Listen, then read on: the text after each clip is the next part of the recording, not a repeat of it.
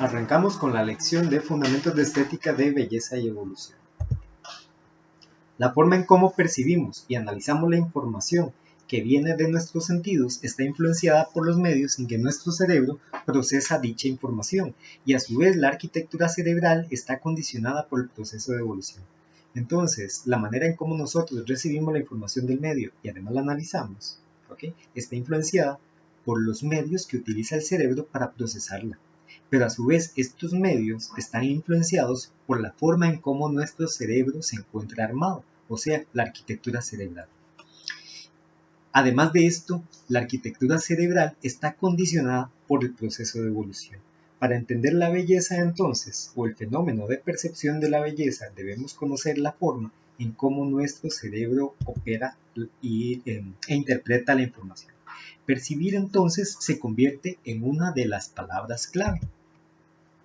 El proceso de percepción se da cuando un estímulo externo es recibido por uno de los sentidos físicos, es comparado con la experiencia guardada en la memoria y se genera un juicio que a su vez genera una respuesta del individuo.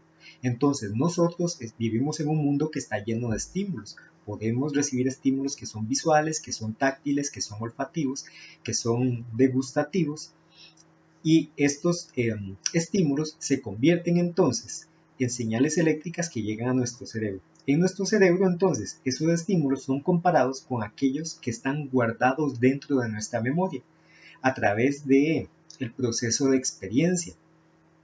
Y al hacer esta comparación se genera un juicio, una conclusión. Y esa conclusión normalmente se va a manifestar como una respuesta visible que nosotros damos hacia el exterior. Analizar es otra de las palabras claves. El análisis se da cuando se estudia un objeto y se descompone en partes con el objetivo de interpretar su estructura, los sistemas que lo componen o sus funciones, para así dar un significado al mismo. Entonces, el análisis es un proceso en el cual tenemos un objeto que probablemente sea complejo y que queremos entender porque no lo entendemos por completo. Para lograrlo, entonces, normalmente se va a dividir en partes, en unidades que sí son mucho más comprensibles. A partir de este estudio de las unidades puede notarse sus relaciones, y a partir de este estudio, entonces, entre nodos y conexiones de cada una de las partes, podemos entonces lograr darle comprensión a aquello que no entendíamos en un principio. Toda esta serie de procesos se llevan a cabo en el cerebro. El cerebro es el centro de control del cuerpo. Interesa para esta materia que en él se va a llevar a cabo los procesos de percepción, de aprendizaje y de memoria. Ya queda claro el concepto de percepción. Es importante entonces aclarar el concepto de aprendizaje. Este es el proceso a través del cual se adquieren nuevas habilidades, destrezas, conocimientos, conductas o valores como resultado del estudio, de la experiencia, de la instrucción, del razonamiento y de la observación. Es decir, nuestra acción en el mundo entonces genera experiencia. Esa experiencia se guarda en nuestro cerebro a través de los procesos de memoria. Y normalmente cuando estamos percibiendo utilizamos la memoria, puesto que estamos comparando con los estímulos anteriores. A partir de esa comparación damos una respuesta. Esta respuesta muestra al final nuestro nivel de aprendizaje. La memoria es una función del cerebro que permite al organismo codificar, almacenar y recuperar información. Entonces, no es un mecanismo completamente pasivo, sino que es un mecanismo activo, es decir, dentro de nuestro cerebro están guardados recuerdos. Sin embargo, esos recuerdos están siendo consultados constantemente conforme vamos percibiendo cosas en el ambiente y evocamos entonces esos recuerdos. La memoria, la percepción y el aprendizaje son procesos entonces que se caracterizan por tener un punto en común, que es el banco de datos que están guardados en nuestro cerebro y que están siendo utilizados constantemente para poder entender nuestra interacción con el mundo. La arquitectura cerebral entonces tiene que ver mucho con cómo nosotros estamos registrando esas señales, comparándolas y dándoles respuesta. El cerebro humano posee tres partes correspondientes a periodos evolutivos importantes. La primera parte es el complejo reptílico, la segunda parte es el sistema límbico y la tercera parte es el neocórtex. Tengo que agregar también que estas partes fueron apareciendo entonces consecutivamente a través del proceso de evolución. En el caso del complejo reptílico es la zona más antigua del cerebro. Tiene un papel importante en la conducta agresiva, la territorialidad, los actos rituales y el establecimiento de jerarquías sociales. Por tanto, hay temas que se van a ver altamente influenciados por el complejo reptílico, como lo es la política, que tiene que ver mucho con el tema de jerarquías sociales, con cómo diferentes personas van a ocupar un nivel social que les permite asumir responsabilidades más grandes que a su vez influyen a una mayor cantidad de personas. Decisiones humanas que son relacionadas con estos temas están condicionadas entonces por esta parte del cerebro. La raíz más primitiva de la vida emocional es el sentido del olfato, que sirve para diferenciar objetos y clasificarlos como alimento, veneno, compañero sexual, depredador o presa. Y el olfato entonces tiene una alta incidencia en el complejo reptílico. El sistema límbico. Su nombre proviene del latín limbus, borde, pues se encuentra bordeando el complejo reptílico. Aparece con la llegada de los primeros mamíferos y es el encargado de reproducir y guardar las emociones intensas. Entonces, en esta parte de nuestro cerebro es donde podríamos decir reposan las emociones y reposan los sentimientos. Dos de los aportes importantes del sistema límbico que determinaron la supervivencia de mamíferos son el aprendizaje y la memoria, con lo cual se contaba con la capacidad de aprender experiencias, almacenarlas y luego emplearlas como información para la toma de decisiones. De esta forma, si un alimento provocaba enfermedad, podía evitarse en la siguiente ocasión.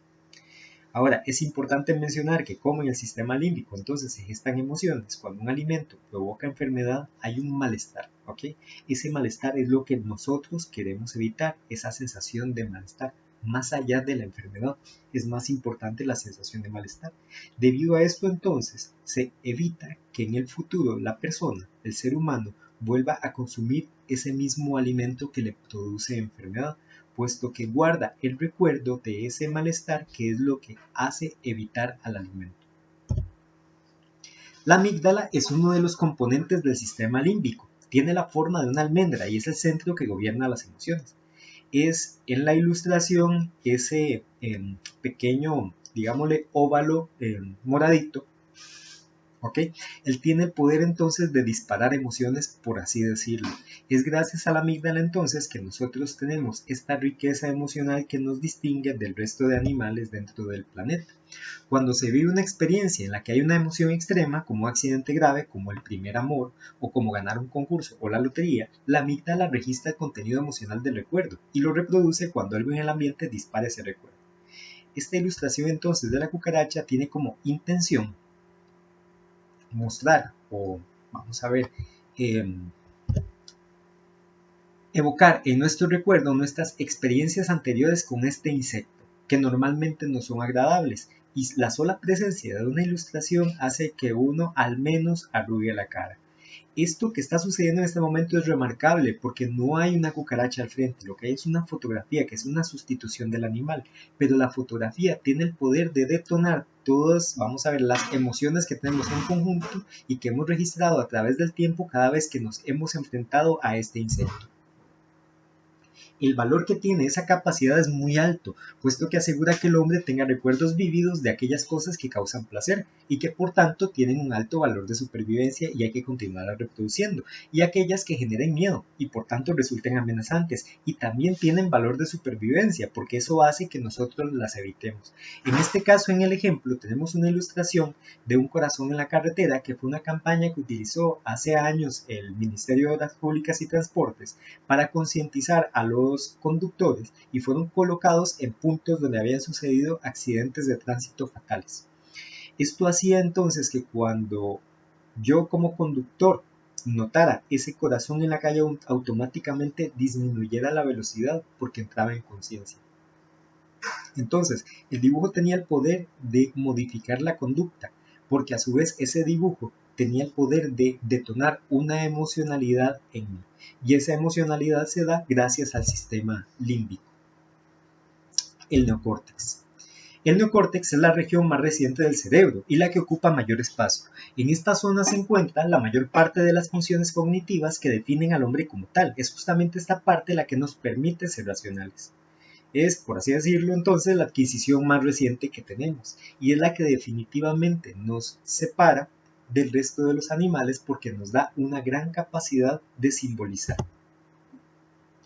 Nace como complemento a las dos estructuras cerebrales, no como un sustituto, debido a que en ella se encuentra sintetizada la información de 400 millones de años de evolución. ¿Qué quiere decir esto? Que el complejo reptílico puede ser la zona más antigua, pero eso no la hace automáticamente desechable, es todo lo opuesto. Es la más antigua y si continúa dentro de nosotros es porque tiene utilidad de supervivencia. Entonces el cerebro ha ido creciendo o formando nuevas estructuras conforme se ha necesitado desarrollar mayor cantidad de habilidades de supervivencia. Cada una de estas zonas, entonces, el complejo reptílico, el sistema límbico y el neocórtex, tienen algo que aportar para nuestro desempeño y para aumentar nuestras posibilidades de supervivencia como especie y como individuos. Esta adquisición permite sumar matices a la vida emocional. Por ejemplo, en el caso del amor, el sistema límbico genera los sentimientos de placer y deseo sexual, y el neocórtex permite la unión madre-hijo, que es la base de la unión familiar. Entonces, es como si tuviéramos, digamos, a través del sistema límbico toda una paleta de colores, pero a través del neocórtex además tendríamos diferentes luminosidades y diferentes saturaciones que nos permiten una gran gama de expresión y de vivencia de sensaciones y de emociones. En la fotografía que tenemos como ejemplo pueden verse dos adolescentes y eso lo sabemos por el tipo de ropa que están utilizando. Además podemos notar que hay un chico y una chica. Y además de eso podríamos interpretar de la fotografía que se están dando un beso. Eso hace sentir que son novios. Inmediatamente detona la sensación que despierta el primer amor, que siempre está muy teñido por la emoción de la ternura. Además de eso, puede notarse que la chica está de puntillas, lo cual insinúa que es ella la que le robó el beso a él. Eso hace entonces que esta escena se convierta en algo encantador porque contiene, digamos, una información de inocencia del primer amor. Toda esta serie de conclusiones las podemos sacar gracias a la interacción que se da entre la información de naturaleza emocional que está dentro del sistema límbico y su capacidad de de interpretación, como de la parte del neocórtex que nos permite ver todos esos posibles matices que pueden darse en una relación entre dos personas. En el neocórtex se encuentran funciones como el intercambio de información, la percepción espacial fina y los lenguajes simbólicos. La estética y por extensión la percepción de la belleza es entonces en gran parte resultado de esta zona. Sin embargo, eso no quiere decir que sea exclusivamente una función del neocórtex, sino más bien una función de la interacción de las tres zonas importantes dentro de la arquitectura cerebral. De la interacción del neocórtex con las otras dos partes del cerebro, tenemos un medio que intenta controlar y administrar las emociones, aunque no siempre lo logra. Ahora, ¿por qué pasa esto? Porque existe una parte del cerebro que opera la racionalidad y otra parte del cerebro que opera las emociones. Esto es importante debido a que en un juicio de interpretación estética las emociones tienen una participación determinante.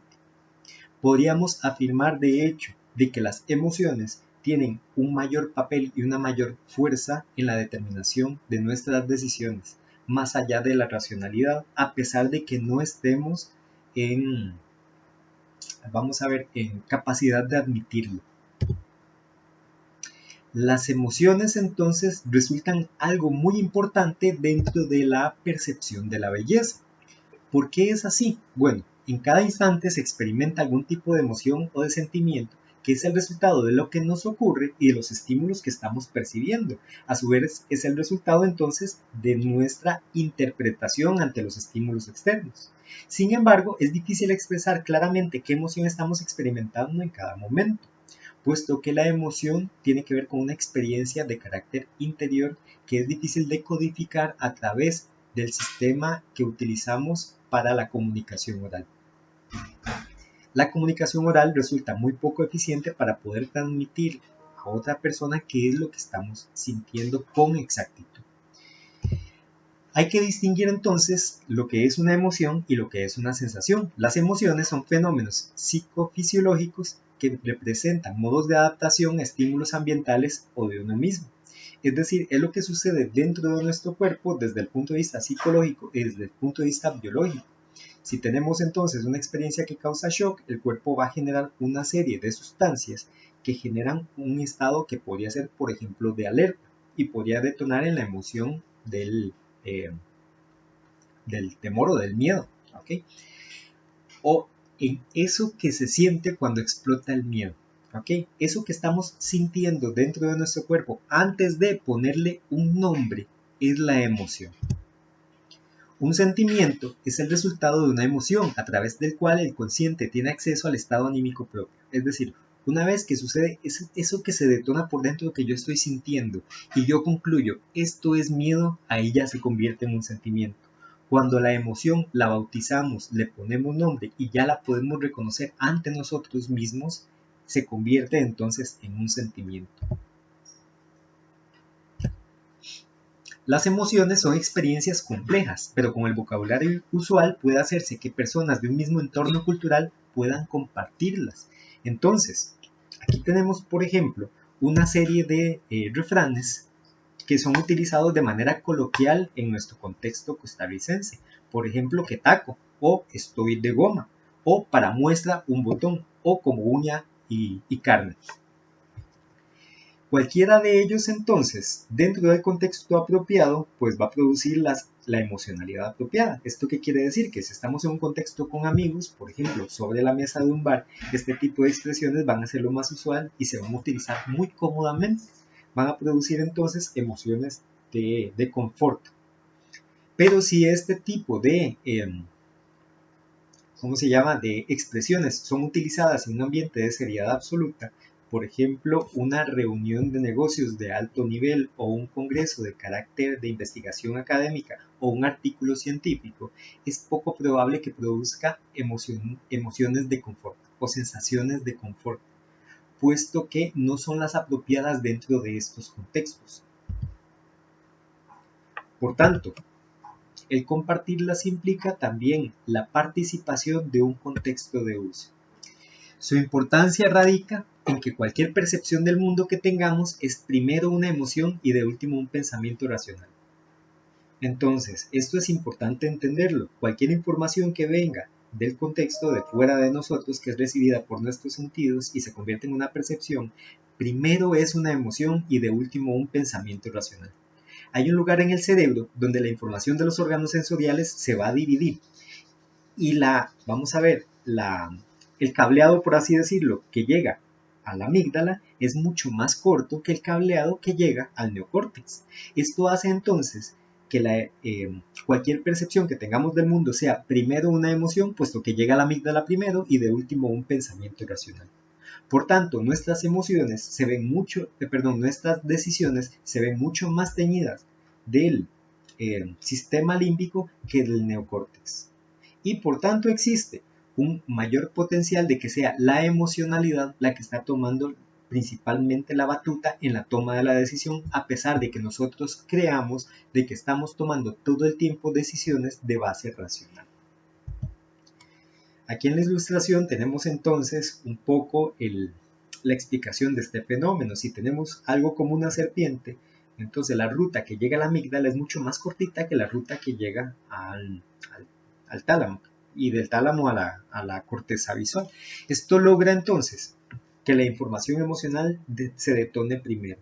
Ahora, ¿por qué es así? Porque se tiene que tomar una decisión de supervivencia, es decir, cuando la amígdala recibe la señal de una serpiente, automáticamente va a generar emociones para despertar una de tres posibles respuestas de supervivencia, sea la parálisis, sea el ataque o sea la huida.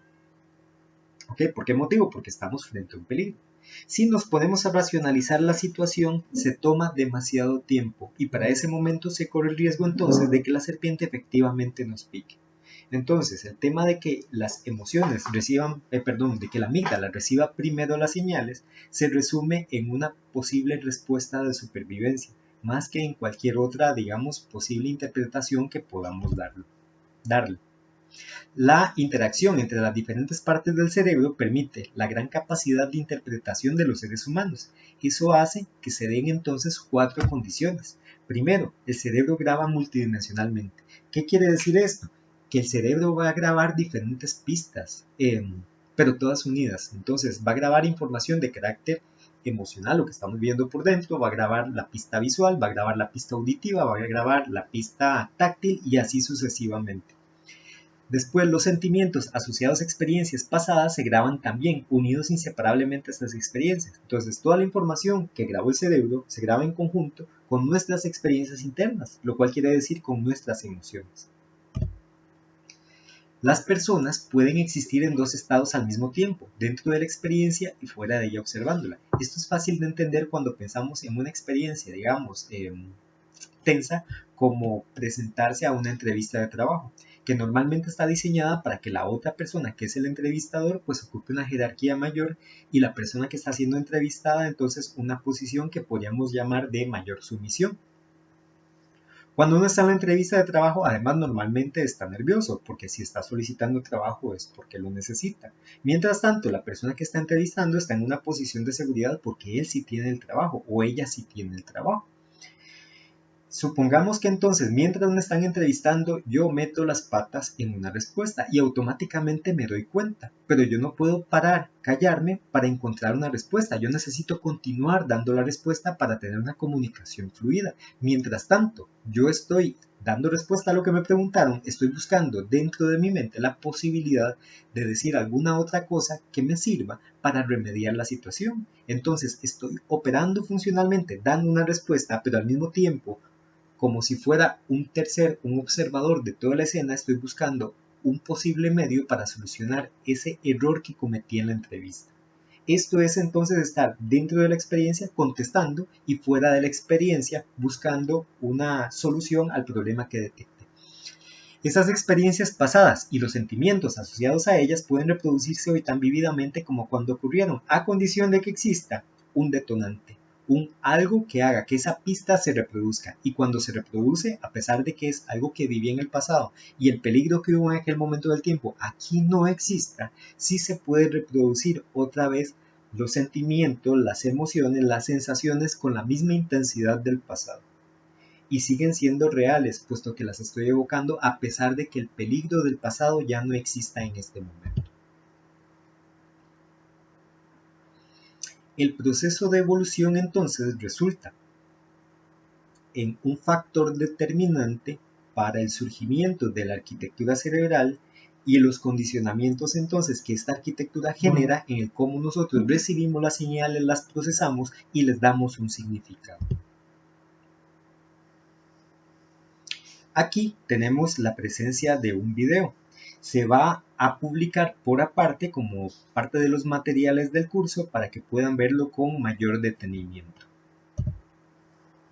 De esta manera entonces finalizamos la presentación de arquitectura cerebral de belleza y evolución. Muchas gracias.